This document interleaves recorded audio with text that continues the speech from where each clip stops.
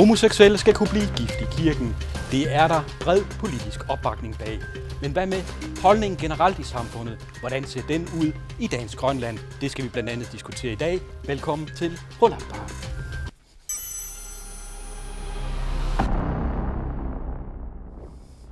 Og det er ikke kun spørgsmålet om hvilelserne, der har sat fokus på homoseksualitet.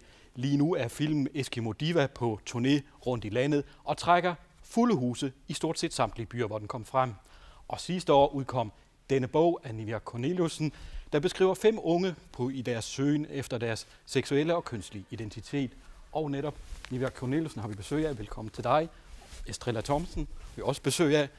Og Abutiak Brandt og Willy Fibs. Værsgo. Niviaq Korneliussen, du voksede op i Nanortalik i sin tid. Det er sådan begyndt at gå op for dig, at du nok var lesbisk. Kan du beskrive, hvad det var, der skete dengang, det sådan begyndte at dæmre for dig, at det nok var der, det var hen? Jamen, det var en stor udfordring for mig at skulle springe ud for mig selv, netop fordi jeg boede i en lille by med 1.500 indbyggere omkring. Og der var ikke rigtig nogen i min by, der var homoseksuelle, så jeg havde ikke nogen at se op til. Og det var ikke en mulighed for mig at selv være lesbisk og leve i et lesbisk forhold. Og vi havde ikke rigtig adgang til internettet dengang, så jeg vidste ingenting. Det var først da jeg flyttede til, eller gik i skole i USA, at jeg fandt ud af, at det rent faktisk var en mulighed for mig. Hvordan var det at gå rundt der i Nanortalik og have de der følelser og ikke rigtig vide, hvad det egentlig var for noget? Jamen, jeg tror, at det har været en stor grund til, at jeg har haft sådan en meget mærkelig form for identitetskrise, kan man sige. At det har taget lang tid for mig at skulle finde ud af, hvem jeg egentlig var. Og da det gik op for mig, at jeg var lesbisk, så blev det hele nemmere lige pludselig. Og der har været rigtig mange forskellige tanker omkring det, men primært det der med, at jeg var bange for, at alle mine venner ville ikke længere være venner med mig. Jeg var ikke så bekymret for mine forældre. De ville elske mig uanset hvad. Men det var så måske den største udfordring, det var at springe ud for mig selv. Godt. Willy Fibs, hvis vi går videre til dig. Du er også fra en mindre by, men fra østkysten, Kulusuk. Hvornår gik det op for dig, at du er bøsse? Jeg tror, altså, jeg har altid været bøsse, siden jeg var lille.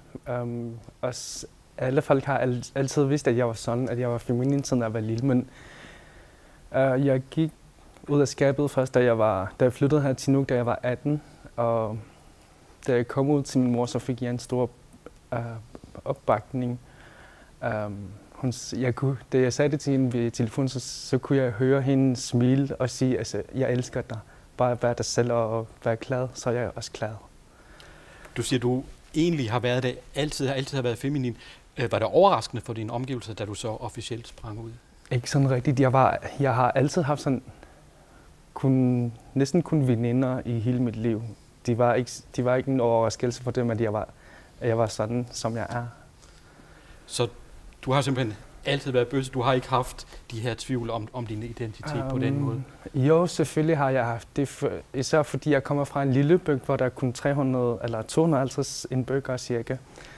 Også fordi jeg ikke havde nogen rollemodeller, jeg kunne se op til. Men heldigvis, jeg havde Beyoncé og musikdivaer, som jeg kunne se op til at efterligne dem, så det var... Så det var vigtigt for dig at få de der input udefra, som du kunne spejle dig lidt? Ja, fordi jeg ikke havde nogen i min bygd, hvor jeg kunne se mig selv, eller spejle mig selv for. Yes. Estrella Thomsen, du er jo så en anden generation. Da du voksede op i Qeqertarsuaq, der var der faktisk stadigvæk en sygdom at være lesbisk. Hvordan var det at vokse op som syg dengang i 80'erne? Jeg var rask. Jeg var bestemt ikke syg, og jeg er heller ikke syg i dag.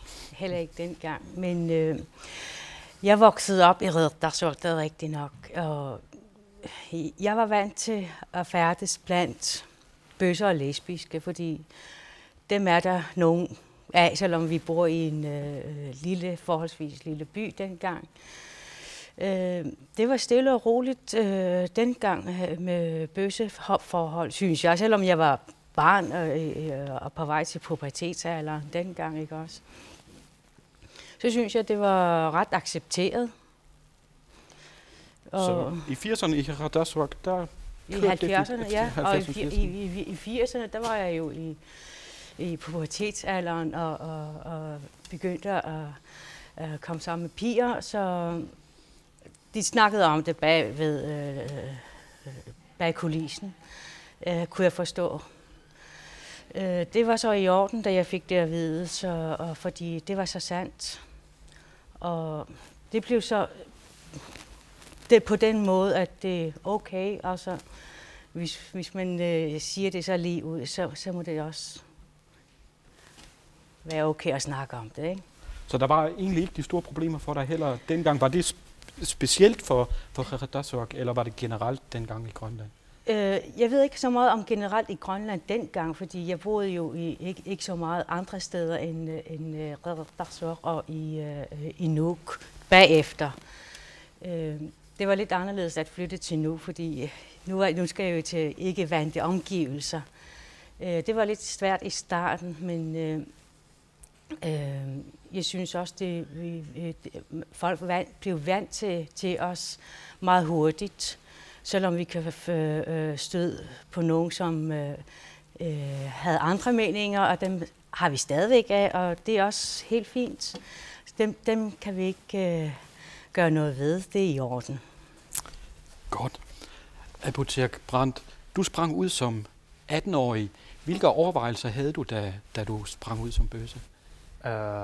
Overvejelser? Ja, havde du nogle betænkeligheder, eller var du bare sikker på, at nu skulle jeg sige til?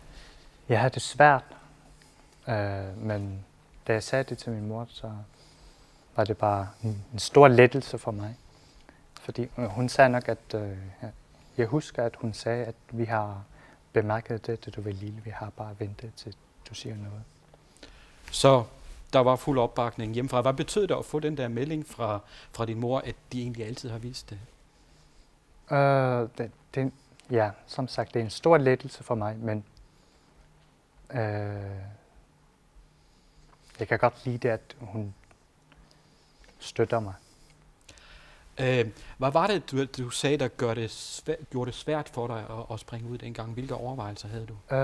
Det var nok, at jeg hørte rygter om, at en anden bøsse, som sagde det til deres familie, eller som ikke havde accepteret dem, så var jeg lidt bange for, at hvis min familie ville acceptere det. Så det var reaktionen primært i familien, du var nervøs for dengang? Hvad med reaktionen i vennekredsen? Hvordan var den, da du ligesom sprang ud? Det har bare, ja, vi ved det godt. Vi ved det allerede godt. Så det var egentlig ret nemt, da du først havde gjort det, kan man sige? Det var nemt for mig, ja. Men det var svært og nemt. Godt. Tak for den her første runde, fordi for 5 år siden blev den første Gay Pride-parade holdt her i Nuuk, og det var jo Nuka Bisgaard, der tog initiativ til den, og han mener bare i de 5 år, at der er sket rigtig meget med holdningen til homoseksuelle. Det kommer lige her. Jamen, det har udviklet sig helt vildt. Altså, hvis man tager det Grønland, ikke, som er ligesom på top 10-listen over de mest homofobiske lande i verden, så tænker man ligesom, altså bare på de 5 år, så hvor meget der er sket, hvor man normalt vil tænke, okay, det tager måske 20 eller 30 år. Det havde jeg i hvert fald tænkt dengang, da jeg startede ud med paraden. Hvor man ligesom tænker nu, okay, nu er der sket så meget, og det er jo helt vildt. Man kan se så mange farver i byen, og folk er jo bare glade, og de åbner sig mere og mere op. Og så nu er vi kommet til, som jeg overhovedet ikke troede, altså dengang heller. Vi er allerede nået til det punkt, hvor vi tænker politik, og der skal ligesom være accept, og man kan være sig selv. Det at skulle kunne gifte sig og få adoption igennem, og jamen, det har været helt vildt. Så allerede der, så har vi nået noget meget, meget langt. Ja, og vi har også fået besøg af Ulrika Holm, seksolog. Men Niva Corneliussen, lige først dig. Deler du den vurdering fra Nuka Bisgaard om, at der de seneste år er noget, der har flyttet sig rigtig meget i holdningen? Ja, det synes jeg bestemt. Lige siden jeg sprang ud for en del år siden nu, der kan jeg mærke, at især her i Nuuk, så bliver man accepteret meget lettere. Der er de her gay prides, der er min bog, der er også dagens bog, så det er kommet frem. Og folk snakker mere om det. Det er ikke længere et så stort tabu, som det var for 10 år siden, for eksempel. Estrella Thomsen, du kan jo så kigge lidt længere tilbage. Hvornår synes du, den her udvikling er begyndt med, at der er større accept? Altså, det har været rigtig langsomt med udviklingen. Nu vi har det her på den her perspektiv. Så synes jeg, det har gået lidt langsomt, men så kom alt det der Gay Pride, hvor vi oplevede en massiv støtte på den første Gay Pride. Det viste, at der er støtte om os virkelig meget. Og så kom den der boom accept på landsplan. Altså, det er nok på den måde, man skal se det på. Så det var sådan en langsom udvikling i mange år, så er der ligesom noget, der lidt eksploderer der. Ja, men altså jeg synes, i forbindelse med den langsomme udvikling, så synes jeg, det har været sådan lidt mere afslappet taget fra vores ældre side. Jeg synes, at vores gamle folk, de er blevet, har været det der folk, der mander til ro med at det er i orden at være homoseksuel. Willy Phipps, har det været anderledes for jer som bøsser end for de lesbiske i forhold til at få større accept? De synes, jeg har oplevet, at pigerne eller kvinderne accepterer mere mandlige homoseksuelle, end mændene har gjort, fordi jeg har haft oplevelser med, at mænd har været sådan meget dominerende i lang tid i historien. Men jeg tror, der skal lige et par år til, hvor der først kommer mandlige, der accepterer homoseksualitet mere. Men jeg kan sige, at de er på vej. Det er godt. Ja, og det kan Ulrika Holm lige om et øjeblik fortælle os en masse mere om. Fordi du har...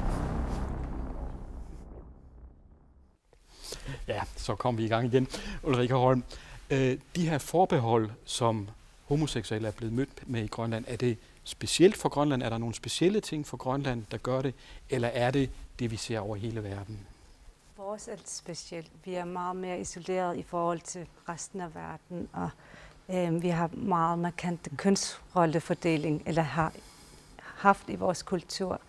Så det er mere specielt heroppe, men det er gået utrolig godt de sidste 10 år. Det er gået stærkt de sidste 10 år i forhold til, hvordan det er gået, når man kigger tilbage, 40 år tilbage. Så udviklingen. De her klassiske kønsroller, som du beskriver, kan du prøve at kort beskrive, hvor kommer det fra? Fra fangerkulturen. At mænd skal være stærke, og de skal ikke vise følelser. Det er meget den her maskuline energi, eller hvad siger man, maskulinitet, der fylder rigtig meget i mænd. Og når en mand har feminin træk, så er det rigtig svært for at blive accepteret socialt. Vi var lige lidt inde på det. Vurderer du også, der er en forskel på accepten i forhold til lesbiske og i forhold til bøsser? Det har der været, ja. Der er mere accept hos kvinder, end der er til mænd. Der er meget mere tabu hos mændene. Hvad skyldes det? Det er misforståelse om homoseksualitet. Om at mænd kan være bange for, at der er nogen, der lægger an på dem, eller bliver implofærdige. Og de kan måske også selv være bange for, at de måske tænder på mænd. Så det om seksualitet rummer rigtig mange følelser. Nivald Cornelsen, jeg kan se, at du står og nikker. Hvad tænker du? Jamen, jeg tænker det samme, at det er meget sværere for mænd at være homoseksuelle, end det er for kvinder. Netop fordi de er vokset op med, at de ikke skal have følelser, de ikke skal græde, og de skal være stærke. Og det har jeg selv set i samfundet rigtig mange gange. For eksempel i Facebook, så er det primært helt unge mænd, der nedlader homoseksuelle mænd. Og det er stadigvæk rigtig udbredt i Grønland. Det er meget tabubelagt hos mænd. Og jeg tror, man skal blive bedre til at kunne snakke om, For eksempel, så er der et eksempel, jeg kan give. Jeg kørte taxa med en mand på et tidspunkt her i Nuuk, og så begyndte han at snakke om, han vidste ikke rigtigt, hvem jeg var, og så begyndte de at snakke om homoseksualitet i radioen, og så begyndte han at fortælle, at de havde været til en fest, og der kom en homoseksuel mand ind, og så smed de ham ud, netop fordi de var bange for, at han ville lægge an på alle og enhver, der havde en penis. Så der er stadigvæk langt vej, men jeg tror, vi er på rette vej. Butchak Brandt, er det også det, du oplever, at der er det her større tabu, at de bliver mødt med større forbehold, at mændene er bange for dig? Jeg ved det ikke. Altså min omgivelse, jeg føler mig meget tryg i min omgivelse, så jeg har ikke oplevet det før. Så du har det godt og trygt. Men hvad med på Facebook og andre steder, hvor der er debatter, der kører? Kommer der nogle gange nogle ting, hvor du tænker, det her, det er godt nok grimt? Nej, det er ikke noget, der tiltrækker mig. Så. Hvad med dig? Hvordan oplever du det at leve som homoseksuel her i Nuuk? De er blevet meget åbne nu, synes jeg. Men jeg har selv oplevet at blive smidt ud fra en fest, fordi jeg var bøs. Fordi alle troede, at jeg skulle lægge an på alle mændene, bare fordi jeg er homo. Men det gør vi ikke. Vi er lige så normale som alle andre.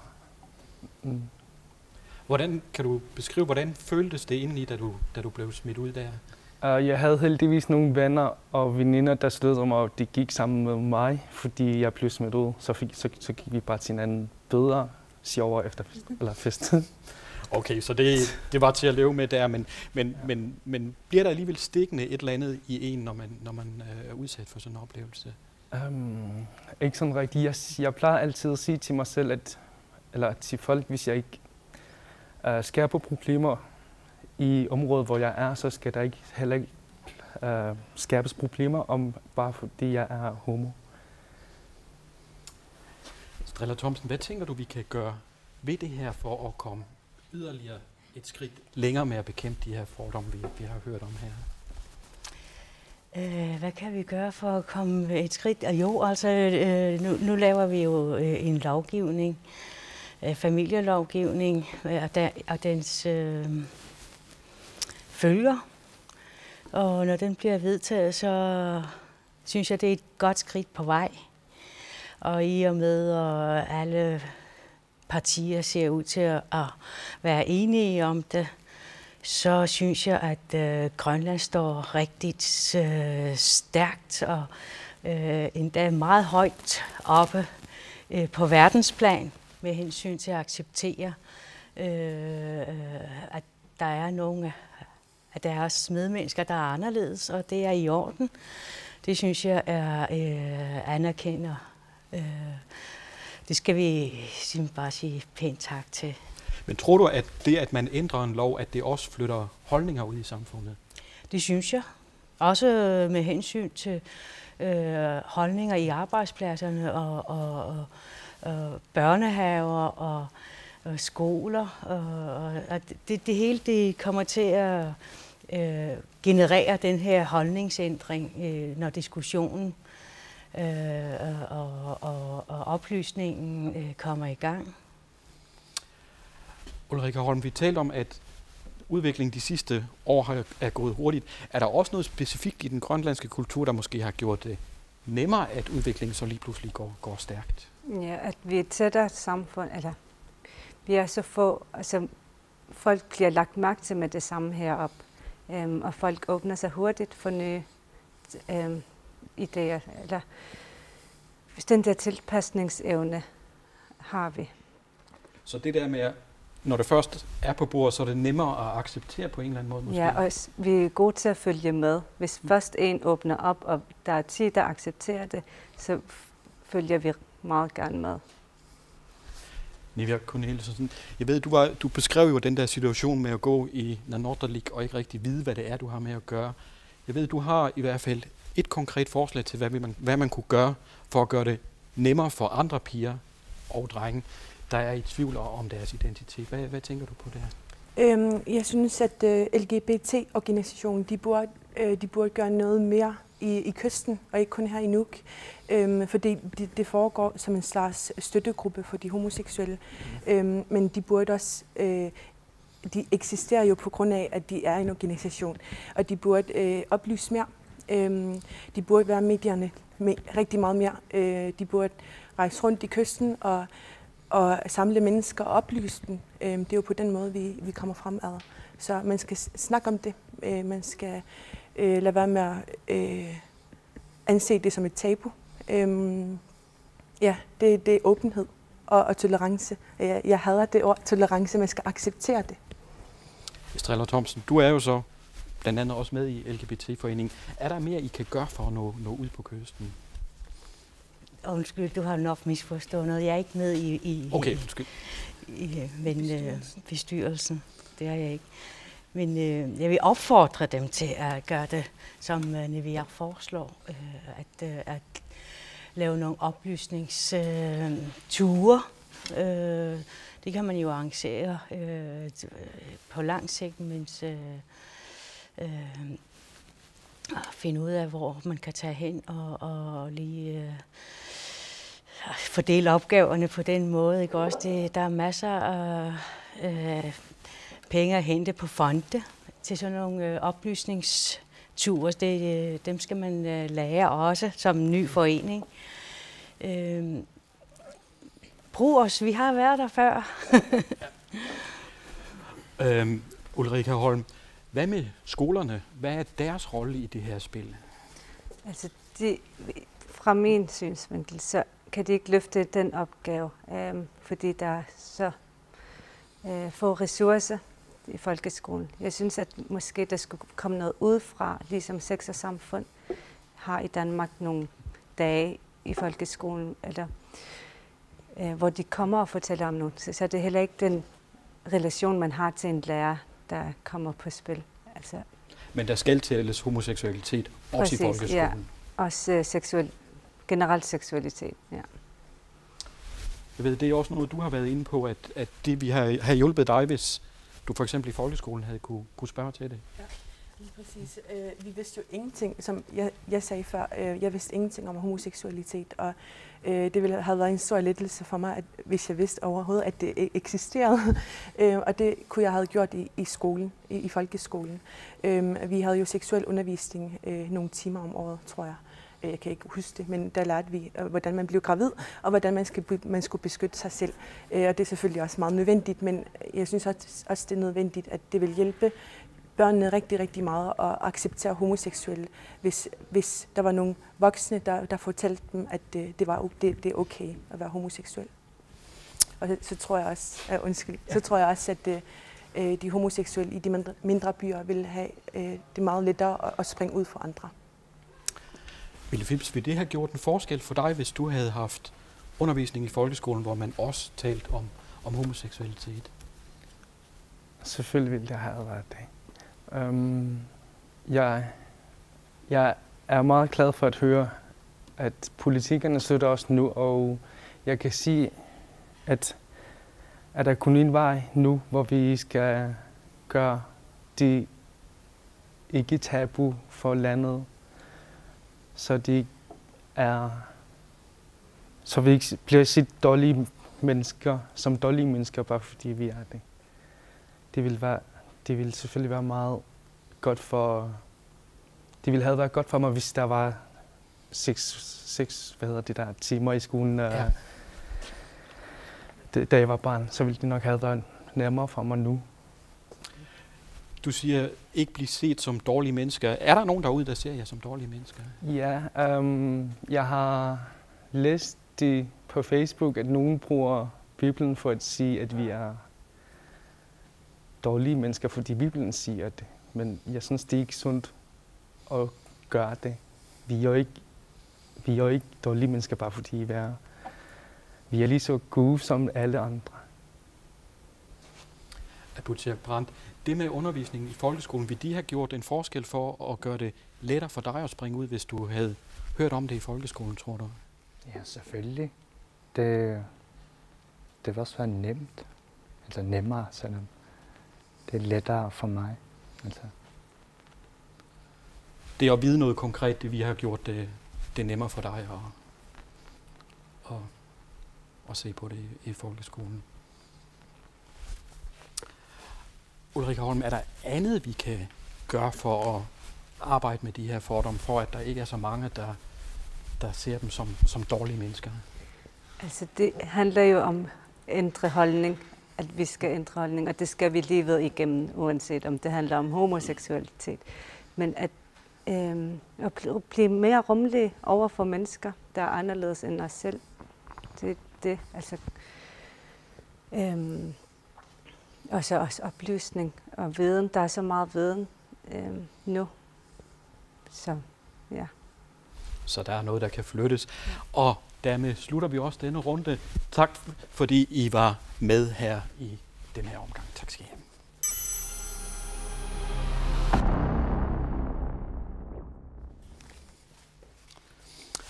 I næste uge ventes et enigt Inatsisartut at vedtage, at homoseksuelle kan blive gift med samme rettigheder som alle andre. Der er dog ikke alle i samfundet, der er lige begejstrede for lige præcis den her plan. Men en af dem, der ser frem til det, det er Leila Mølgaard Christensen. Hun håber nemlig at kunne blive gift i kirken så hurtigt som muligt. Der kommer et lille indslag her. Værsgo. Alladulli aaparitut inuqatigiput ullorlu alladulli aalartippaat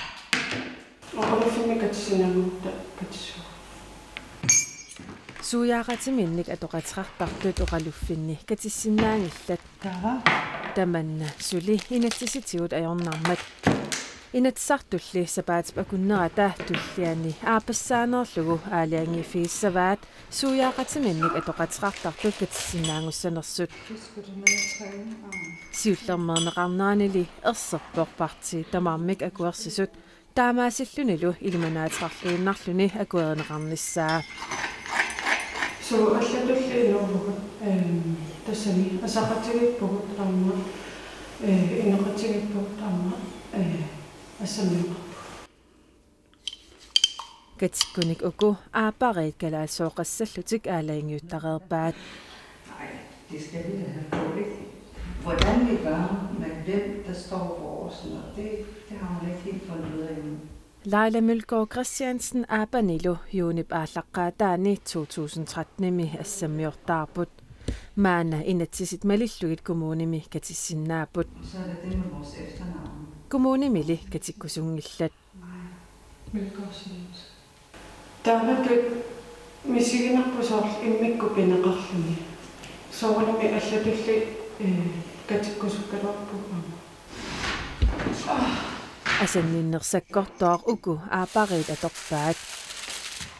Taamaamat allatulli oqaluffimmi katissinnaangorunit katinnissartik aalianguussimalluarlugu. Katikkusukkalluoqaluffimmi allatulli misigerusupparpooqaluffimmi katallata. Og så har vi i mellemtiden fået besøg af 2 nye gæster. At være Roman Pedersen, du er præst her i Nuuk, og Helena Jensen, du er teolog og medlem af en frikirke. Og du hører så til dem, der siger, at det her med de her ægteskaber, det hører ikke til i kirken. Hvorfor mener du det? Jeg mener helt klart, at Bibelen viser, at Gud Bibelen er imod det. Gud har skabt som mand og kvinde. Det er dem, som skal giftes og få børn, og alt uden for ægteskabet, mand og kvinde, er ikke acceptabelt i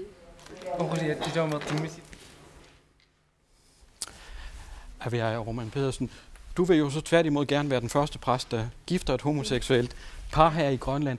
Hvorfor det? Jamen, jeg synes, det er vigtigt, at man sætter fokus på, at det vigtigste, det er, at vi skal forkynde om det næste kærlighed, og det er det, der er kærlighed i Bibelen, og det er det, som vi forkynder i kirken, og det er jo det, som jeg gerne vil. Og jeg synes, det er dejligt, at der er nogen, der vil vise over for andre, at de elsker hinanden, og det er der ikke nogen, der skal forhindre. Men har Helena Jensen ikke netop en pointe? Det står jo sådan set i Bibelen, at det her, det er ikke okay. Jo, men altså, der står i Bibelen, altså der står en masse i Bibelen, Men det, som jeg lægger vægt på, det er, at jeg lægger vægt på det dobbelte kærlighedsbudskab, der hedder, du skal elske Gud af hele dit sind og hele din sjæl, og du skal elske din næste som dig selv. Og det er det, som jeg mener, at det er det vigtigste, som vi skal forkynde. Og så mener jeg ikke, at der er nogen, der... jeg mener ikke, at vi selv kan være dommer over for andre, hvem der har ret til kærlighed. Og det synes jeg er Gud, der bestemmer, men ikke andre. Og derfor vil jeg ikke forhindre. Jeg vil ikke forhindre, at to mennesker, som elsker hinanden, kan få hinanden, også blive viet i kirken. Men er man ikke nødt til at følge det, der står i Bibelen, når man nu er præst? Kunne man ikke sige, jamen så må det være uden for kirken, det finder sted? Nej, jeg synes, alle har ret til det, fordi at vi skal jo forkynde det dobbelte kærlighedsbudskab, og det synes jeg, at vi gør netop ved at vie. Og jeg synes ikke, at det er ikke sådan, nej. Men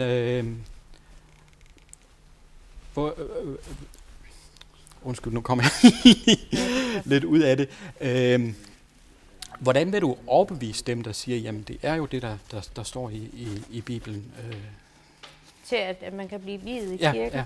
Jamen det er, jeg netop lægger vægt på det dobbelte kærlighedsbudskab, og at det er vigtigt,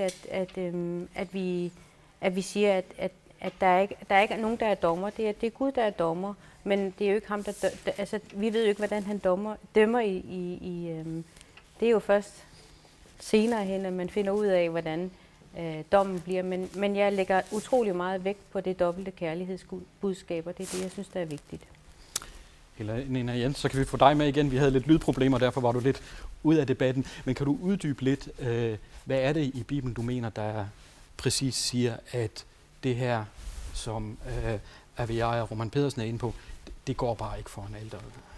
Jamen, det er forklaret både i Gamle Testamente og Nye Testamente, at homoseksualitet det ikke er accepteret af Gud. Der står direkte, at det er en vederstyggelighed, altså at det er uacceptabelt. Så derfor så mener jeg, at seksuel adfærd, det hører inden for mand og kvindes seksuelle liv inden for ægteskabet. Og ud over det, så er det uacceptabelt. Man kan begynde at snakke om incest, pædofili og meget andet. Det er heller ikke acceptabelt. Det, der er acceptabelt, er, at mand og kvinde bliver gift, og de har sex med hinanden og får børn. Nu er der jo i den grønlandske kirke relativt bred opbakning bag de her ægteskaber. Biskoppen bakker også op om det. Hvad tænker du om det? Jeg synes, at det er forkert af kirken, folkekirken, og jeg ved ikke, hvilke andre kirker, der er med i det, men at de accepterer det, fordi det er direkte imod Guds ord. Jeg mener, at homoseksuelle, de må blive viet i kommunen. Der har alle ret til at komme hen og blive gift. Det er en rettighed, de alle har.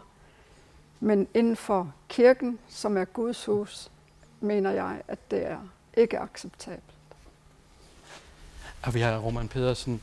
Det er ikke i overensstemmelse med Guds ord. Hvad siger du til det? Jamen, jeg siger jo, at alle er Guds børn. Vi er alle Guds børn. Og der er ikke forskel på Guds børn overhovedet. Og derfor så er der ikke nogen, der har ret til at gå ind og sige, jamen, man siger, du er god nok til at blive gift i kirken. Det vil jeg ikke gå ind og gøre. Fordi jeg siger, at alle er velkommen i Guds hus. Og at jeg ikke vil dømme nogen til at være et dårligere menneske end et andet. Jeg forkynder næstekærlighed, og næstekærlighed, det er at være gode ved dine medmennesker. Og derfor så ser jeg ikke noget forkert i, at vi er homoseksuelle i kirken, og det vil jeg stå fast på. Helena Jensen, gør det indtryk på dig, det du hører her? Ja, selvfølgelig gør det, og jeg har jo også fulgt med i debatten omkring det. Men jeg mener helt fast, at homoseksualitet, det er, hvad det være vil, men uden for kirkens rammer må det være. Så hvis man er homoseksuel, så er det ikke i overensstemmelse med en kristen tro, er det du siger? Eller hvis man lever som homoseksuel? Siger, og det som præsten siger her, at det er ud fra næstekærlighed. Selvfølgelig skal vi elske vores medmennesker, som vi elsker os selv. Det står i Bibelen. Og vi skal ikke dømme andre, og vi skal ikke hade andre, fordi de på den ene eller den anden måde afviger. Så jeg mener, at deri ligger kærlighedsbuddet i Bibelen. Men kan man respektere nogen, der har en anden seksualitet, og så samtidig sige, at der er ikke plads til dem i kirken? Altså, det jeg siger, det er, at Guds ord siger helt klart, at homoseksualitet er uden for normen. Gud har skabt mennesker som mand og kvinde, og det er der seksualiteten skal findes inden for ægteskabet. Er det ikke bare jer, der ikke burde befinde jer inden for kristendommen, når det nu er, det står i Bibelen? Der står jo også, at mennesket er skabt i Guds billede. Så det vil sige, at vi er alle Guds børn. Og ja, den kan vi ikke løbe fra. Og derfor så skal vi også forkynde, og vi skal ikke gøre forskel på nogle folk, og vi skal ikke dømme nogen. Og det er netop det, som jeg holder fast i, eller vi holder fast i, at vi skal holde fast i kærlighedsbudskabet, og at Gud elsker alle børn. Og alle børnene, vi er alle Guds børn, og den kan vi ikke ændre. Men derfor kan der jo alligevel være adfærd, der ikke er acceptabel i Guds øjne. Altså hvis vi nu ikke lige taler homoseksualitet, men der er vel andre ting, hvor man må sige, det her, det går ligesom ikke rigtig længere. Det er stadigvæk et medmenneske. Altså alle mennesker er et mit medmenneske, og derfor så skal vi også behandle dem ordentligt, og vi skal også acceptere sådan, som man lever. Og det er stadigvæk mit medmenneske, og det er stadigvæk dit medmenneske. Så derfor så holder jeg fast ved, at vi skal forkynde kærlighedsbudskabet ordentligt. Er bibelteksten vigtigere for dig end kærlighedsbudskabet, eller mener du rent faktisk, du også repræsenterer kærlighedsbudskabet? Jo, men altså, jeg mener også, at jeg repræsenterer kærlighedsbudskabet. Jeg gør heller ikke forskel på alle mulige mennesker, om de gør det ene eller det andet. Men ifølge Bibelen gør Gud forskel på det. Og det er præster, som vi er homoseksuelle eller andre, der på nogen måde ikke gør, som man burde, for eksempel overtræder loven eller noget. Det må jo stå dem selv til regnskab over for Gud. Det er ikke mig, der skal gøre det. Jeg skal ikke dømme andre mennesker, men det er Gud, der skal det.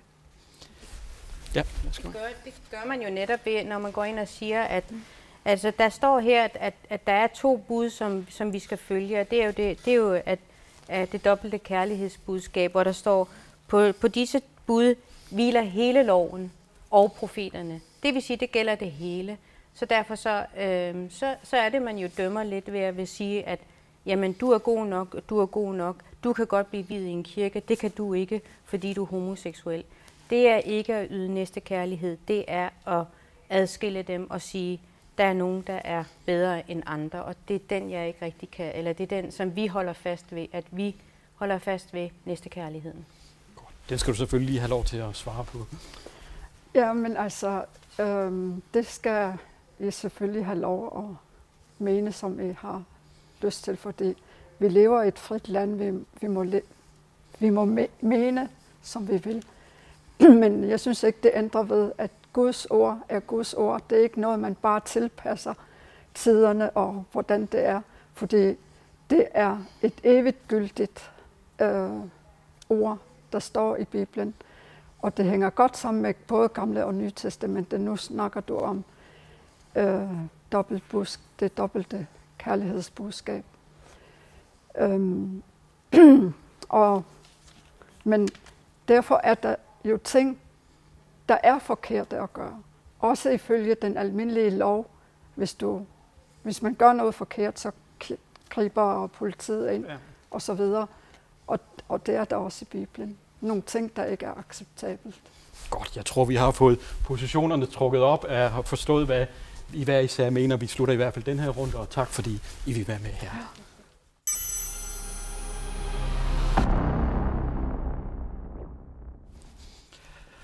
Og som omtalt tidligere, så er film Eskimo Diva på turné netop nu, og interessen for filmen, den er faktisk rigtig stor. Vi besøgte den eftervisning i Rarotto. Det kommer her.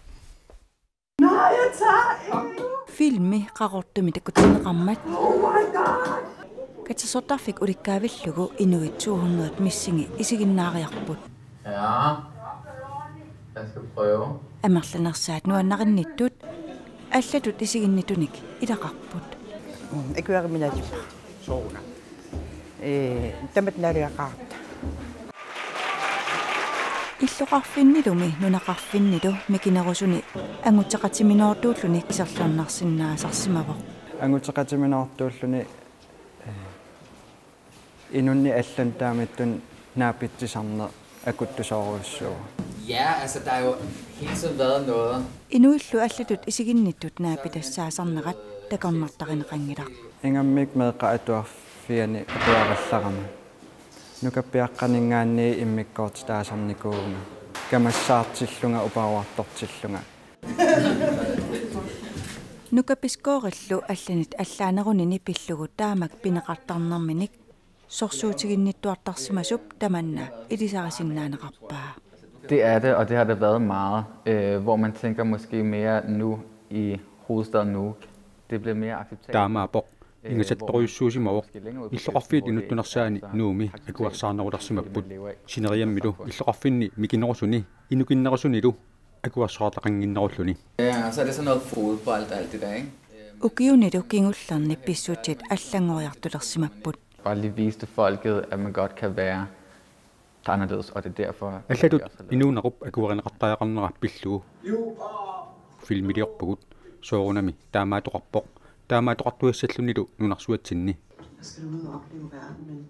sorsuutiqartuaraanilu allanguisoqarsinnaavoq tamannalu filmimik isiginnaariat amerlanersaasa isumaqatigilluinnarpaat ilan akuariminaalаарsinnap tassami taakku inuuneraat akuarisassaaput gymnasiuseriinneramikkunamma Damals saqqummersinnaanera astorqarpoq sapi tam killissami qaangiinnerumi taamalu privaatimiinuuneru inpassuarn saqqummiunissa sapiinneqarsinnaakut soorpaqa takutilluarsinnaamagu gymnasiutsininammine isertuunnagu takutitilluarsinnaanin sineriam filmillu piviusulersaarutip taamak tiulluarneqartiginera pingaarnertut inuttaasup tupaallaatiginerartaa Der var helt proppet, altså. Udikkaavissimavoq naamagismaarinninniit pitsaaneruvoq nuannaaqaanga qasuunga nuannaartoruissuungalu.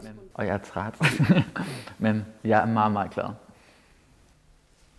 Så har vi fået besøg af de politiske partier.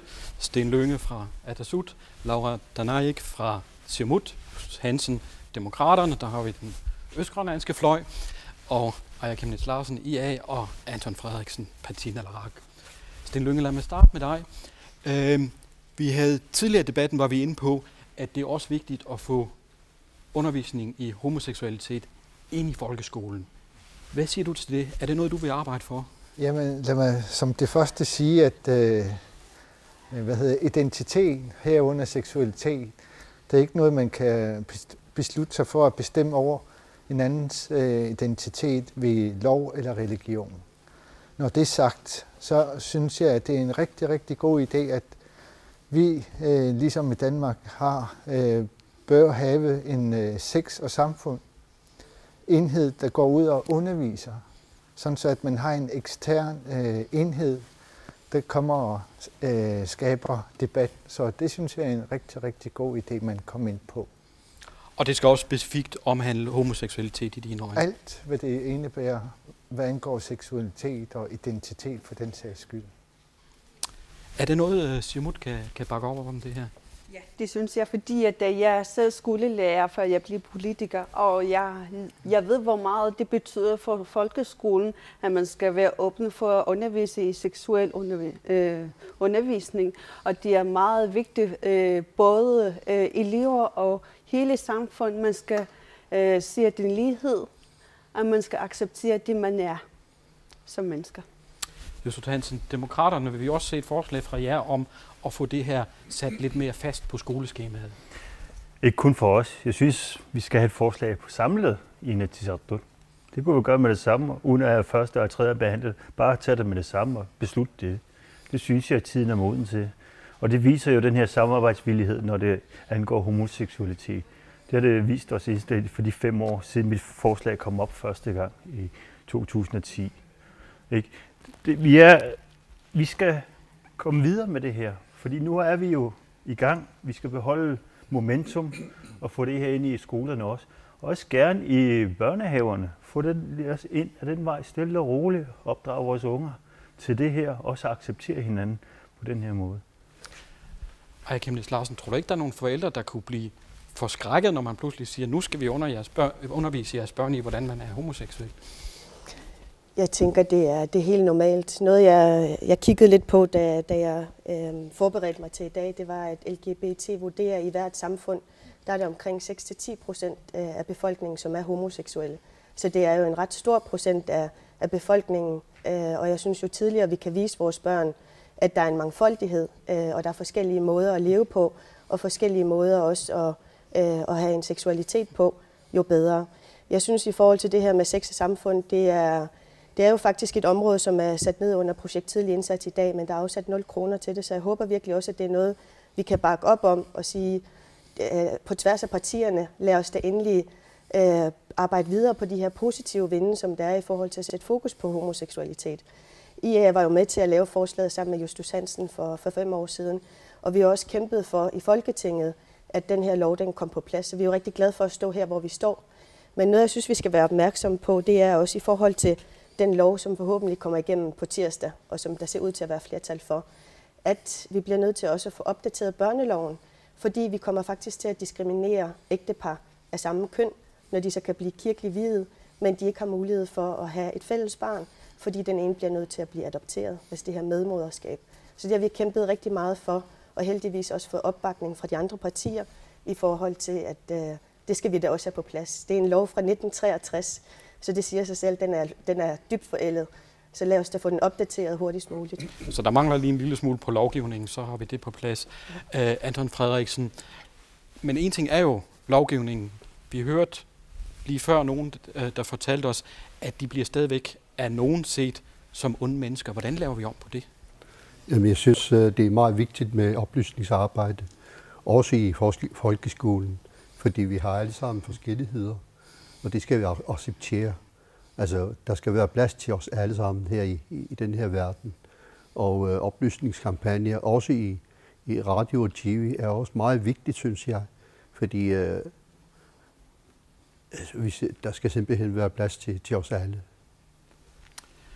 Justus Hansen, vi hørte lige før en sige, at jamen, det her det er ikke i overensstemmelse med kristendom. Er vi ikke også nødt til at acceptere og respektere dem, der siger, det her det er imod min overbevisning, det bryder jeg mig ikke om? Jo, det skal vi da. Ikke? Altså, men det er også det, heldigvis, der viser vores samfund, det er så mangfoldigt. Der er så mange meninger for og imod. Og det skal vi selvfølgelig have diskuteret også indimellem hinanden og se hinanden i øjnene. Er det det, vi vil? Okay, så er det den. Respektere din mening, og du respekterer min mening. Og for at komme videre på det her, ikke? Jo. Sten Lynge, du har markeret. Ja, jeg har noget tilføjet. Jeg mener, at folkekirken, den tilhører folket. Og den skal rumme hele folket. Det er ikke en lukket loge, vi skal danne ved at finansiere det ind over finansloven. Så allerede der, så skal der være plads til forskellighed. Det er ikke kun den fortolkning, der bliver diskuteret, vi skal gå ud fra. Jeg synes, at når samfundet siger, vi vil gerne have et folkekirke, så skal det også rumme hele folket. Laura, men er vi ikke også nødt til at sige, at den her kirke skal selvfølgelig også kunne rumme dem, der siger, nej, det her det hører ikke til i kirken? Jeg synes, at det er meget vigtigt, at vi også skal respektere dem, der ikke vil acceptere de mål, vi nu... Altså, vi er jo forskellige alle sammen. Vi har vores egne meninger, men i mine øjne, vi skal komme ud fra den tabu. Nu er tiden, jeg kommer videre med, at der er også andre mennesker, som er anderledes, som vi skal også leve med i. Anton Frederiksen, jeg bliver lige nødt til at spørge dig, fordi vi hørte lidt om de der fordomme. Det er jo noget, I kender noget til i Parti Naleraq. I havde en kandidat, der også kaldt homoseksualitet for vederstyggeligt. Hvordan har I plads til sådan nogle folk i jeres parti? Altså heldigvis trak den pågældende kandidat tilbage før valget, og det er vi godt tilfreds med, at han ikke er her blandt vores. Så, altså, som præsten også sagde nu her i aften, vi er alle sammen Guds børn, og Gud gør ingen forskel på folk, og der skal simpelthen være plads til os alle. Så. Men han fik jo lov til at stille op i første omgang. Jamen, det skal jeg ikke kunne udtale mig, fordi på daværende tidspunkt tror jeg ikke engang, jeg stillede op. Hej, Kenneth Larsen. Når vi nu taler om det her, så er der jo også noget, vi hørte lidt i filmen med Nuka Bisgaard, vi hørte det også lidt her, at der er chikane, der er folk, der bliver smidt ud af fester. Der er også, ikke mange, men dog episoder med vold i nattelivet. Hvad gør vi for at bekæmpe de problemer, når alkohol måske går ind? Ja. Altså jeg vil gerne allerførst sige, at jeg har rigtig meget respekt for, at Helene Jensen stiller sig op og kommer med en holdning, fordi også i den her forsamling står hun meget alene. Så det har jeg rigtig meget respekt for. Men jeg håber også, at respekten går den anden vej, at man respekterer nogle andres holdning. I forhold til det, man også kalder hate crimes, så synes jeg, vi skal slå meget hårdere ned. Jeg synes, det er rigtig vigtigt, at vi også viser, at vi eksemplificerer os ved, at hate crimes, det er ikke noget, vi accepterer. Det er hverken som samfund. Jeg synes alle sammen, vi har et ansvar i forhold til at bryde det her tabu ned. Både når vi hører det, jeg kan jo se det også i min datters generation, som er omkring 15 år, at det er stadigvæk et tabu, og det er stadigvæk svært at være i tvivl omkring sin seksualitet. Så jeg synes, vi har et kæmpe stort stykke arbejde stadigvæk i forhold til at få det debatteret i samfundet. Men hvad konkret forestiller du dig, at vi skal gøre i det her store stykke arbejde? Ja, det står jo i, jeg synes, vi skal starte meget tidligt. Det står jo allerede som en del af det arbejde, vi skal lave i personlig udvikling i folkeskolen. Det er jo faktisk et lovkrav i dag, at man skal lave noget undervisning i forhold til forskellige seksualiteter. Jeg synes uge 6, som man som Sex og Samfund for eksempel også laver, og jeg ved, de vil rigtig gerne samarbejde med Grønland, så jeg synes, det er bare at komme i gang og finde pengene til det. Jeg synes, der er åbenhed fra de andre partier, så det er rigtig positivt. Så det vil jeg gerne prøve at arbejde videre på i hvert fald, at vi kunne gøre noget mere ud af seksualundervisning. Men jeg synes også, i folkeskolen kunne man også tage nogle konkrete eksempler og diskutere det. Det er jo en del af menneskerettighederne også, skal vi huske på. I 94 blev det faktisk kom det med som en del af de menneskerettigheder, som man mener. Og derfor mener jeg også, at vi skal forholde os til, når der sker diskrimination, eller når der sker reelle lovovertrædelser, når det er, at der sker hate crimes. Hvordan kan vi slå hårdere ned på det? Yes, og vi skal til at skynde os lidt. Der er ikke så meget tid tilbage, Laura Tanaik. Når vi taler om de her hate crimes, så er der jo ikke engang statistik på det. Vi ved faktisk ikke, hvor stort problemet er. Er det ikke lige præcis et af de der tabuer, vi for alvor skal have fat i? Jamen, vi har alle sammen har en pligt til at gøre noget ved det, fordi at, jeg tror virkelig på, som hele samfund har en stor kerne for at løse de problemer. Alting kan jo lade sig gøre, hvis man vil, og hvis man tror på det. Og så tænker jeg på, at vi skal være de rollemodeller for vores børn, og de anden generation, den skal vi også tænke på. Så tænker jeg, at vi skal være åbne for at snakke om det, alle de tabu, som vi kender det i dag. Justus Hansen.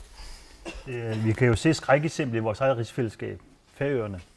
Det med hate crime.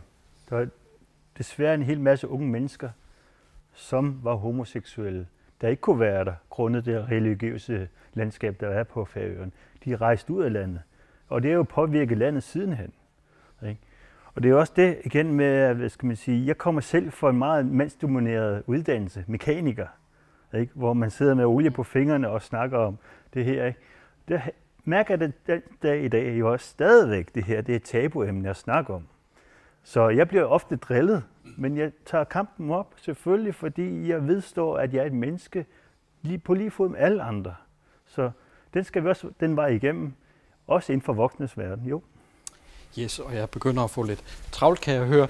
Sten, vi har lige plads til 2 korte bemærkninger. Jeg vil gerne sige, at ansvaret ligger hos den enkelte borger. Det vil sige, at vi skal alle sammen kæmpe for, at vi alle sammen har plads i det her samfund.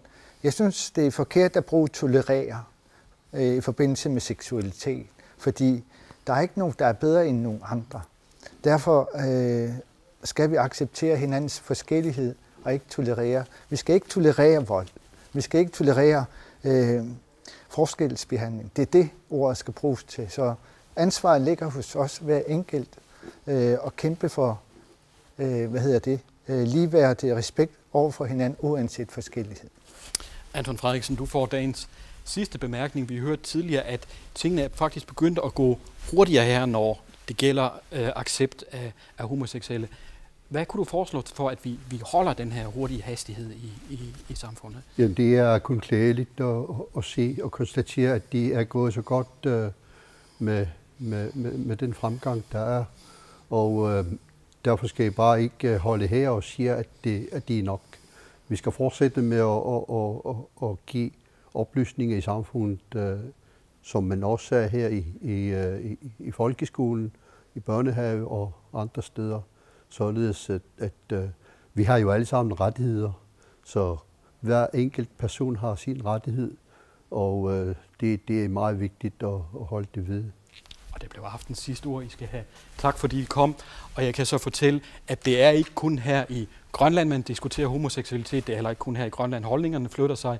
Dagen i morgen bliver der faktisk i Irland holdt en folkeafstemning om homoægteskaber, og som det ser ud lige nu, så tegner der sig faktisk et stort flertal for et ja til homoægteskaber.